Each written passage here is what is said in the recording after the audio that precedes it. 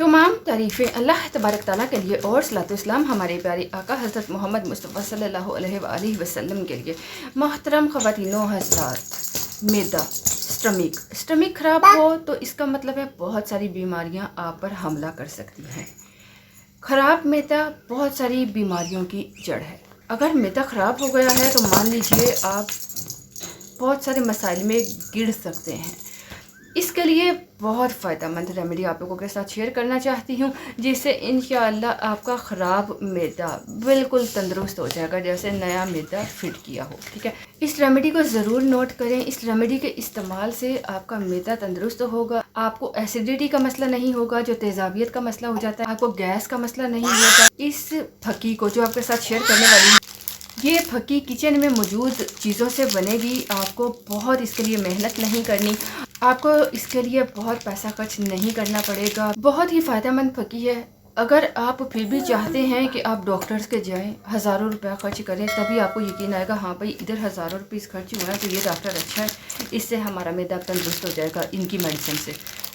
जितना मर्ज़ी medicine use कर लें आप वहीं के वहीं रहेंगे। 4 दिन फ़र्क पड़ गया, 2 दिन पड़ गया, फिर से वही मसला रहेगा। आप नोट करके देख लीजिए।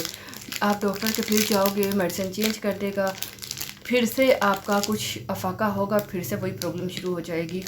ये यकीन नहीं है तो आजमा कर देख लीजिए। अगर आप पैसे ही खर्च करना चाहते हैं तो जिस मर्ज़ी डॉक्टर के जाएं, जितने मर्ज़ी पैसे खर्च कर लीजिए, वापस आपको नेचुरल चीज़ों पर आना पड़ेगा, क्योंकि नेचुरल चीज़ों का फ़ायदा होता है, साइड इफ़ेक्ट नहीं होता और परमानेंट रिज़ल्ट होता है। तो इसके लिए आपको चाहिए सौंफ। 1 चाय का चम्मच आपने लेना है सौंफ, फिनल सीड्स। 1 ही चाय का चम्मच आपको चाहिए अजवाइन, घर में किचन में मौजूद होती है। 1 ही चाय का चम्मच आपको चाहिए सफ़ेद ज़ीरा, और आधा चम्मच आपने लेना है मेथी दाना का। बाकी चीज़ें 1-1 चम्मच और आधा चम्मच हो गया मेथी दाना। इसमें आधा छोटा चम्मच आप मिला लो काला नमक। काला नमक मिलाने से बीपी के जो पेशेंट है वो परेशान हो जाएंगे कि हमें नमक सूट नहीं करता। आप स्किप कर सकते हो, लेकिन मैं बताऊं इसमें उतनी नमक की मिकदार मिलाई गई है जो हाई ब्लड प्रेशर के पेशेंट भी अफोर्ड कर सकते हैं। अगर आप नॉर्मल रूटीन में खाने वगैरह में थोड़ा नमक यूज़ करते हो ना, तब आपको ये नमक कुछ नहीं करेगा। ठीक है, ये निज़ाम निज़ाम को भी बेहतर बनाता है। हाँ, अगर आप बाकी चीज़ों में नमक बिल्कुल यूज़ नहीं करते तो फिर आप इसमें भी नमक को बिल्कुल यूज़ मत कीजिएगा। इसको आप पीस कर बनाओ पाउडर। इस फकी की मिकदार को कम ज़्यादा अपनी मर्ज़ी से कर लीजिए। अगर आपने 2-2 चम्मच लेने हैं सब चीज़ों के, तो मेथी दाना का 1 चम्मच ले लें। बाकी क्वांटिटी को आप जैसे मर्ज़ी कम ज़्यादा कर सकते हो।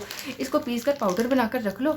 सुबह नाश्ते से आधा घंटा पहले आधा छोटा चम्मच खाना है, और रात को खाने से आधा घंटा पहले आधा छोटा चम्मच खाना है। बहुत ज़्यादा मसला है तो आप लंच में भी, लंच से पहले भी आधा चम्मच इस्तेमाल कर सकते हैं। यकीन मानिए इसके इस्तेमाल से आपका मैदा तंदुरुस्त हो जाएगा, आपको बहुत ज़बरदस्त रिज़ल्ट मिलेगा।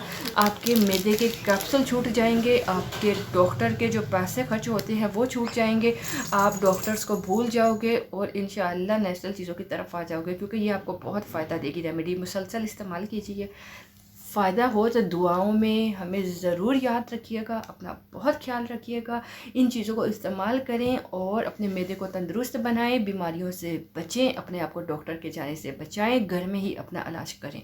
अपना ख्याल रखिए, दुआ में याद रखिए। इजाज़त चाहूँगी, अल्लाह हाफ़िज़।